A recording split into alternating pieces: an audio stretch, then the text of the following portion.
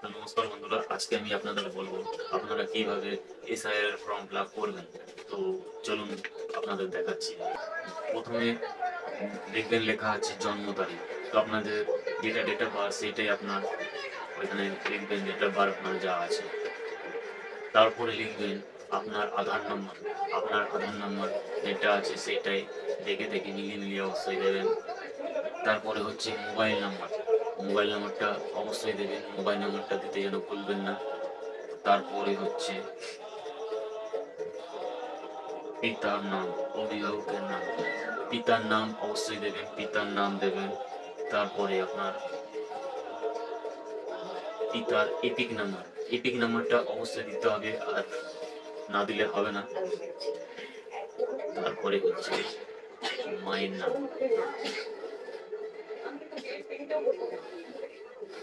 মায়ের নামটা অবশ্যই দিতে হবে। তারপরে হচ্ছে মায়ের এপিক নাম্বার। আপনার মায়ের যে এপিক নাম্বারটা আছে, অর্থাৎ যে আপনার মায়ের ভোটার কার্ডটা আছে তার মধ্যে দেখবেন ওপরে এপিক নাম্বার বলে লেখা আছে, সেই নাম্বারটাই সঠিকভাবে এখানটায় বসিয়ে দেবেন।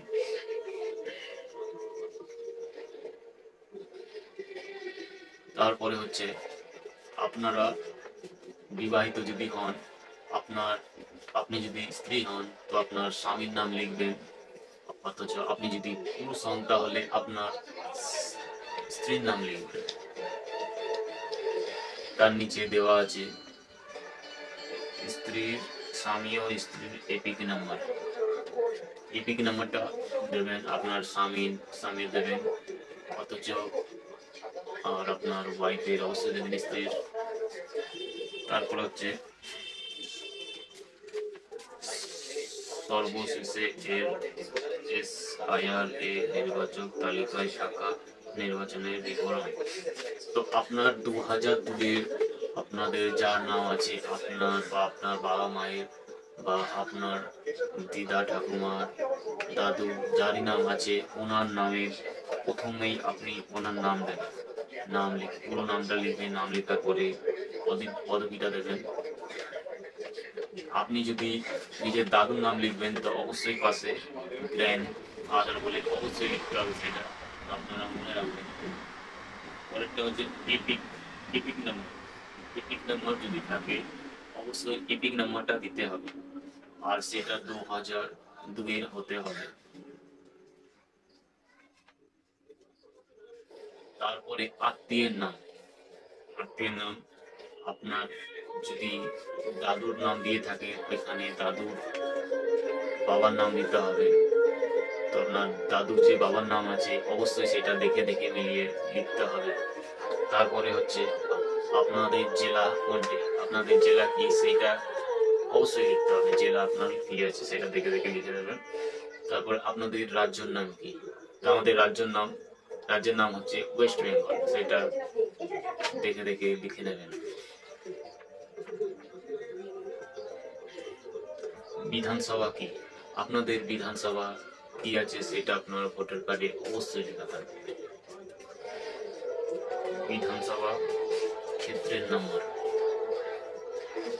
বিধানসভা ক্ষেত্রের নাম্বার আপনাদের যে নাম্বারটা আছে ভোটার কার্ডে লেখা থাকবে সেটা আপনারা দেখে দেখে অবশ্যই ওইখানটায় লিখবেন। অংশ নাম্বার, আপনাদের যে অংশ নাম্বারটা আছে সেটাও লিখতে হবে, এটা লিখতে হবে। তারপরে হচ্ছে ক্রমিক সংখ্যা, ক্রমিক সংখ্যা লাস্টে আপনাদের ক্রমিক সংখ্যাটা অবশ্যই দিতে হবে। আপনাদের দেখতে পাচ্ছেন আপনারা পুরো ঘরগুলো যত দেখছেন খালি, এই ঘরগুলো আপনাদের পূরণ করতে হবে।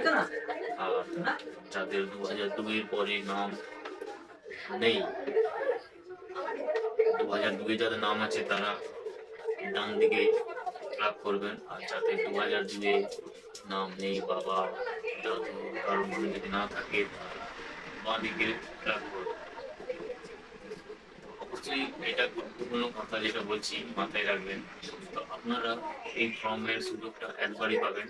তো আপনারা সবার আগে ফর্মটা জেরক্স করে ফিল আপ করে দেখুন, যদি আপনারা ফিল আপ করতে পারবেন তাহলে আপনারা ফিল আপ করুন, আর যদি আপনারা ফিল আপ করতে না পারেন তো আপনাদের এলাকার যে বিওলো আছে ওনাকে বলবেন, উনি আপনার নিশ্চয়ই সাহায্য করবেন। তো আমার উদ্দেশ্য হলো আপনাদের এটাই বোঝানো যে আপনারা ফর্মটা অবশ্যই খুব ভালো করে ফিল আপ করবেন। তো আমার ভিডিও এই পর্যন্তই। যদি আমার ভিডিও আপনাদের ভালো লাগে অবশ্যই আমাকে সাপোর্ট করবেন, একটা লাইক দিয়ে সাপোর্ট করবেন, আমার চ্যানেলটাকে সাবস্ক্রাইব করবেন, পাশে থাকা বেল আইকনটিতে অবশ্যই প্রেস করে দেবেন যাতে আমার আরও নতুন নতুন ভিডিও আপনাদের কাছে পৌঁছাতে পারে। তো জয় হিন্দ, জয় ভারত, নমস্কার।